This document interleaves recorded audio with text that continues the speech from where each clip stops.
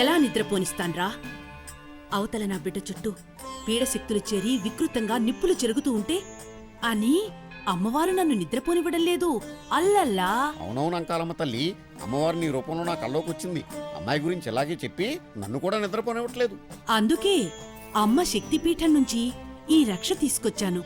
ఈరోజే తీసుకెళ్లి బిడ్డ కట్టండి.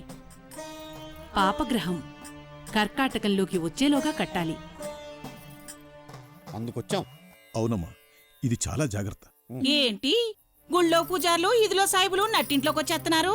మెల్లిర్చిగల్ గుళ్ళో పులేరం తిని ఈదిలో అనాథగా పెరిగిన అమ్మాయిని కోడలుగా తెచ్చుకుంటే మన ఇంటికి పూజారులు సాయిబులు కాకపోతే బుష్లు లాడిన్లు వస్తారా? పాప అనాథ కాదమ్మా, మా ఊరి జమీందారీ వంశం. 6 నెలలు బిడ్డగా ఉండగానే ఉప్పిన వచ్చి ఊరంతా కొట్టుకుపోయింది. తల్లిదండ్రులు జమీందారీ అంతా జమీన్లో కొట్టుకుపోయారు. అర్రెర్రెర్రె భలే ఎమోషనల్గా ఉన్నట్టుందే.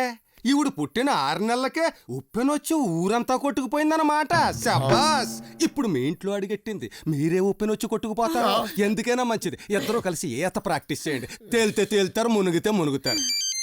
ఎవడో ఏను మర్డర్ అయితే నాకు చెప్పు, మామూలు మ్యాటర్ అయితే నేను లేనని చెప్పు. క్యా తుమ్కో దగులుబాజీ చాహియే?